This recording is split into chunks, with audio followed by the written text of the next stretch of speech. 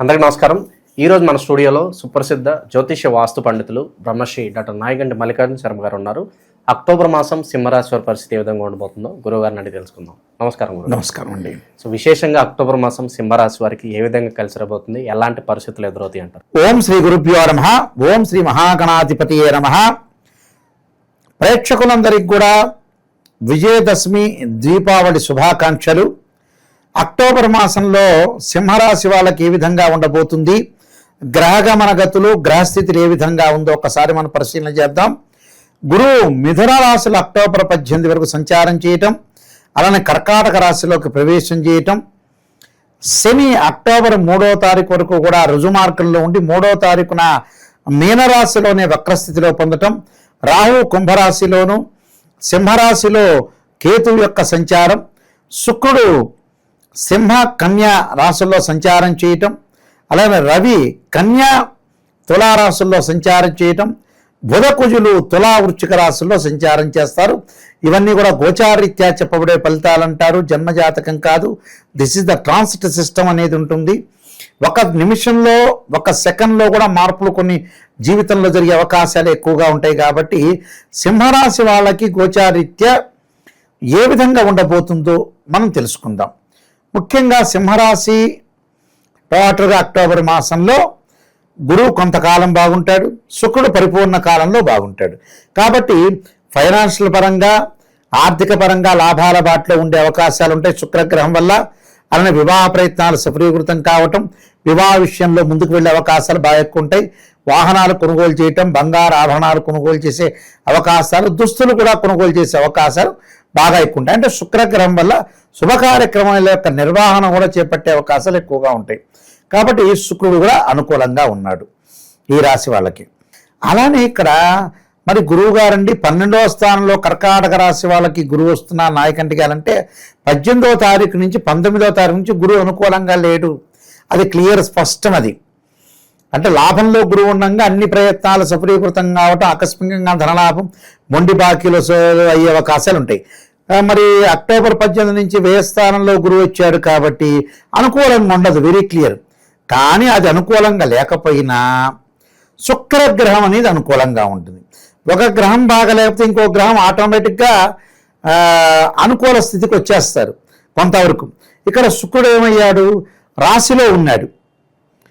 సింహరాశిలో శుక్రుడు యొక్క సంచారం అది 10వ తారీఖు వరకు ఉంటాయి. 10వ తారీఖు తర్వాత 11వ తారీఖు నుంచి 2వ స్థానంలోకి వస్తాడు. అంటే 1, 2 స్థానాలు మంచివే. కాబట్టి శుక్రుడు యొక్క బలం వల్ల ఆర్థిక పరంగా ఆదాయం అనేది బాగుంటుంది. సింహరాశి వాళ్ళకు వచ్చేటప్పటికల్లా అక్టోబర్ 18 వరకు గురువు అనుకూలంగా ఉంటాడు. అంటే అక్టోబర్ 18 వరకు నిర్ణయాలు తీసుకోవాలి, ప్రణాళికలు అనుసరించాలి, ప్రణాళికాబద్ధంగా వెళ్ళాలి. డబ్బు గురించి కూడా ఒక ప్లానింగ్గా వెళ్ళి ముందుకు వెళితే వాళ్ళకు సుఫలితాలు జరిగే అవకాశాలు ఎక్కువగా ఉంటాయి. మిగతా గ్రహాలు ఏంటంటే ఉన్నట్టుండి మార్పు జరుగుతున్నాయి. అక్టోబర్ మాసంలో కొన్ని రోజులు అటు ఇటు కదలికలు ఎక్కువగా జరుగుతున్నాయి.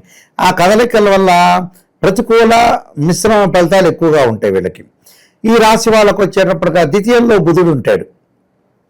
అంటే ఇక్కడ ద్వితీయంలో బుధుడు ఎప్పుడు ఉంటాడు అంటే పోయిన నెలలో ఉన్నారు, కానీ ఇళ్లలో ద్వితీయంలో బుధుడు ఉండడు.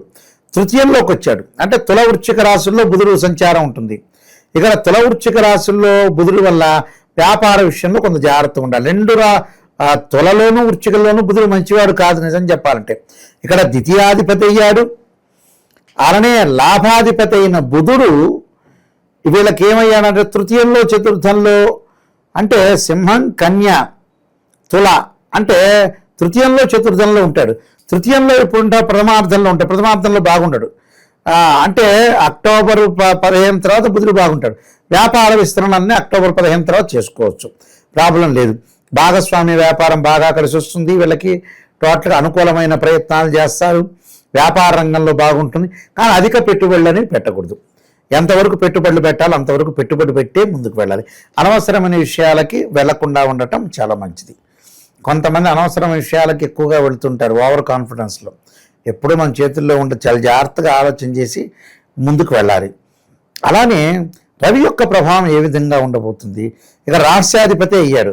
రాష్ట్రాధిపతి రవి ద్వితీయంలో తృతీయంలో ఉన్నాడు.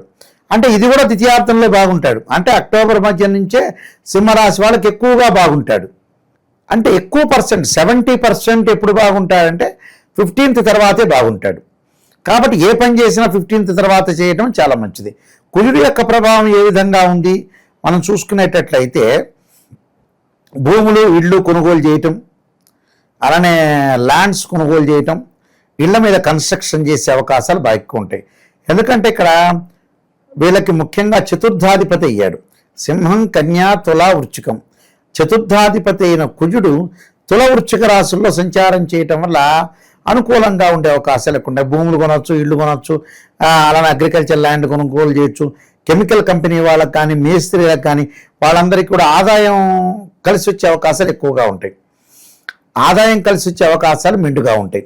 అలానే షష్టమాధిపతి, సప్తమాధిపతి అయిన శని వీళ్ళకి వచ్చి అష్టమ స్థానంలో ఉంటాడు, వక్రస్థితిలో ఉంటాడు. అంటే వివాహ ప్రయత్నాలలో అనుకూలంగా ఉన్నా కొంచెం సంబంధాలు 1-2 సంబంధాలు తప్పిపోయే అవకాశాలు ఎక్కువ ఉంటాయి. తప్పిపోయి మంచి సంబంధం కలిసే అవకాశాలు బాగా ఎక్కువగా ఉంటాయి. దానిలో పెద్దగా విచారణ చేయాల్సిన పని లేదు. ఆరోగ్యపరంగా నష్టం జరిగే అవకాశం లేదు. ఆరోగ్యపరంగా గతం కంటే కూడా ఇప్పుడు ఆరోగ్యం అనేది మెరుగుపడే అవకాశాలు ఎక్కువగా ఉన్నాయి. రాహు ప్రభావం వల్ల విదేశాలకు వెళ్ళే అవకాశాలు ఎక్కువగా ఉండటం ఒకటి.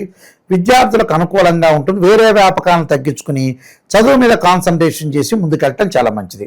చదువు మీద కాన్సన్ట్రేషన్ చేస్తే వేరే వ్యాపకాలను తగ్గించుకొని ఎడ్యుకేషన్ సెక్టార్ మీద వాళ్ళు ఓవరాల్గా వాళ్ళు ఏదైతే వేరే వ్యాపకాలను తగ్గించుకొని చదువు మీద కాన్సన్ట్రేషన్ చేయటం మంచిది. అయితే టోటల్గా వాళ్ళకి ఏమిటి అంటే ఆర్థిక పరంగా బాగానే ఉంటుంది. శుక్రగ్రహం బాగుంది. గురువు ఏదైతే 18వ తారీఖు వరకు బాగుంటా తర్వాత బాగుండదు, దాన్ని శుక్రుడు కారప్ చేస్తాడు. శుక్రగ్రహం అనేది అనుకూలంగా ఉంటుంది. కాబట్టి ఆర్థిక పరంగా కానీ, ఉద్యోగ ప్రయత్నాలు కానీ, వృత్తి ఉద్యోగ వ్యాపార రంగాల్లో కానీ అనుకూలంగా ఉంటుంది. చిరు వ్యాపారులకు కూడా అనుకూలంగా ఉంటుంది. ఆరోగ్యం అనేది గతం కంటే కూడా ఇప్పుడు మెరుగయ్యే సూచనలనే ఉన్నాయి. కానీ విదేశాలకు వెళ్ళలేకపోతారు. అంటే అవకాశాలు అనేవి దొరకవు. ఇక్కడ దగ్గరకు వచ్చినట్టు వచ్చి విదేశాలకు వెళ్ళాలనుకుంటారు కానీ పరిపూర్ణంగా వెళ్ళలేరు. వెళ్ళలేని స్థితి అనేది కలుగుతుంటుంది. కాబట్టి కొద్దిగా లేట్ అయ్యే అవకాశాలు బాగా ఎక్కువ ఉంటాయి. ఉద్యోగ ప్రయత్నాల్లో కూడా నిరుద్యోగులు ఉద్యోగ ప్రయత్నాలు సఫలీకృతం కావు. వాళ్ళు అనుకున్న ఉద్యోగం కంటే కూడా తక్కువ స్థాయిలో ఉద్యోగం వచ్చే అవకాశాలు ఎక్కువగా ఉంటాయి. కొద్దిగా తక్కువ స్థాయి ఉద్యోగాలు వచ్చినాయని మానసికంగా ఆందోళన పడాల్సిన అవసరము లేదు. అలానే సింహరాశి వాళ్ళకి జన్మంలో కేతు ఉన్నాడు. తీర్థయాత్రలు, పుణ్యక్షేత్రాలు వెళ్ళాలనుకుంటారు, వెళ్ళలేకపోతారు. జన్మంలో కేతు ఉంటే వాహన ప్రమాదాలు జరగకుండా అరికట్టుకోవాలి. అంటే అతి వేగము, అతి స్పీడ్ అనేది పనికిరాదు. ఎవరితో వివాదం చేసుకోవద్దు. ఆర్గ్యుమెంట్స్ అనేవి ముందుకు వెళ్ళకూడదు. అన్నదమ్ముల మధ్యలో గొడవలు జరగకుండా చూసుకోవాలి. కోర్టు సమస్యలు రాకుండా చూసుకోవాలి. అంటే కోర్టు సమస్యలు వచ్చే అవకాశాలు ఉన్నాయి వీళ్ళకి. దానికి కారణం ఏంటంటే తుల, వృశ్చిక రాశుల్లో కుజుడు యొక్క సంచారం. సింహం, కన్యా, తుల, వృశ్చికం. అంటే 3వ స్థానంలో కుజుడు మంచివాడు ఫిబ్రవరి వరకు కూడా, అదే అక్టోబర్ మధ్య వరకు కూడా. ఆ తర్వాత అనుకూలంగా ఉండరు. కాబట్టి తల్లి యొక్క ఆరోగ్య విషయంలో కూడా శ్రద్ధ పెట్టడం చాలా మంచిది. ఇలాంటి విషయాలన్నీ చూసుకొని కొన్ని పరిహారాలు చేసుకొని ముందుకెళ్తే మంచి జరుగుతుంటుంది. ఇక ఇంకా మంచి ఫలితాలు కావాలంటే ఎలాంటి పరిహారాలు ఈ మాసంలో బాగా అవసరం గురుగారు? ముందు ముఖ్యంగా కేతువుకు అధిష్టాన దేవత అయిన గణపతి యొక్క ఆరాధన చేయాలి. బుధవారం రోజున కానీ హస్తా నక్షత్రం రోజున గణపతినికి గకార అష్టోత్తరంతో పూజ చేయటం, వక్రతుండ మహాకాయ కోటి సూర్య సమప్రభ నిర్విఘ్నము కురుమే దేవ సర్వకార్యేశ్వరుడా అని గణపతి యొక్క ప్రార్థన చేయటం, గణపతి ఆరాధన చేయటం వల్ల విఘ్నం లేకుండా పోతుంది. విఘ్నేశ్వరుడు అంటేనే విఘ్నం లేకుండా చేసేవాడే విఘ్నేశ్వరుడు. ఈ విఘ్నేశ్వరుని ఆరాధన చేసి ముందుకు వెళ్ళాలి. ఇవన్నీ కూడా గోచారరీత్యా చెప్పబడే ఫలితాలు. అలానే వీళ్ళు రవిగ్రహం బాగా పెద్దగా, రవిగ్రహం అక్టోబర్ 15 వరకు బాగాలేదు కాబట్టి సూర్య నమస్కారాలు చేయాలి. అంటే సూర్య నమస్కారాలు ఎలా చేయాలి? సూర్య నమస్కారం చేసి సూర్యగాయత్రి మంత్రాన్ని పఠించాలి. ఆదిత్యాయుజ్ఞ సహస్రకిరణాయ ధీమే తన్నో సూర్య ప్రచోదయాత్ అనే మంత్రాన్ని చక్కగా చదువుకొని ఫిబ్రవరి 15 నుంచి కుజుణ్ణి, గురువుని భక్తి శ్రద్ధతో కొలవాలి. గురువుని దత్తాత్రేయ స్వామి పారణం ఒకటి, దత్త కవచం ఒకటి, దేవానాంచ ఋషీనాంచ గురుకాంచన సన్నిభం బుద్ధిమతం త్రిలోకేశం తమ నమామి బృహస్పతి మంత్రాన్ని, అలానే సుబ్రహ్మణ్య స్వామి యొక్క ఆరాధన చేయటం వల్ల మంచి జరుగుతుంది. ఎక్కడైనా సరే ప్రపంచంలో రాశి ఫలితాలు మన ఛానల్ నుంచి వినే వాళ్ళందరికీ ఒక విజ్ఞప్తి, గోచారం అనేది 20% సపోర్టు. ఎంత కృషి చేసినా ఆవగిందంత అదృష్టం ఉండమంటాడు. ఆవగిందంత అదృష్టం ఉండాలి అంటాడు. ఆ అదృష్టమే గోచారము.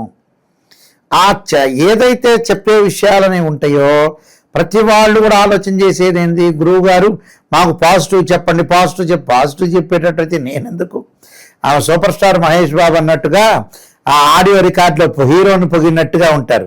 అలా కాదు, నెగిటివ్ అయినా పాజిటివ్ అయినా స్త్రీయ లోపం పెరుగుటే పెద్ద విద్య, లోపం ఎదిగిన వాడే పూర్ణుడవుతాడు. ఈ రాశి వాళ్ళు ప్రత్యేకంగా వాహన ప్రమాదాలు జరగకుండా చూసుకోవాలి. ముందు వాహన ప్రమాదాలు ఒకటి, అన్నదమ్ముల మధ్యలో గొడవలు, పిత్రార్జిత విషయంలో గొడవలు, అలానే ఇల్లు కన్స్ట్రక్షన్ చేసేటప్పుడు కొంత జాగ్రత్తగా ఉండటం చాలా మంచిది. అంటే లీగల్ ప్రొసీజర్స్ విషయంలో జాగ్రత్తగా ఉండి ముందుకెళ్తే వాళ్ళకంతా సుఫలితం జరిగే అవకాశం ఖచ్చితంగా ఉంటుంది. ఓకే, ఓవరాల్గా ఈ రాశి వాళ్ళ పరిస్థితి ఈ మాసం ఏ విధంగా ఉండబోతుంది, ఎలాంటి జాగ్రత్తలు తీసుకోవాలి, మీ మాటలో చాలా బాగా వివరించారు. ధన్యవాదాలు. నమస్కారం.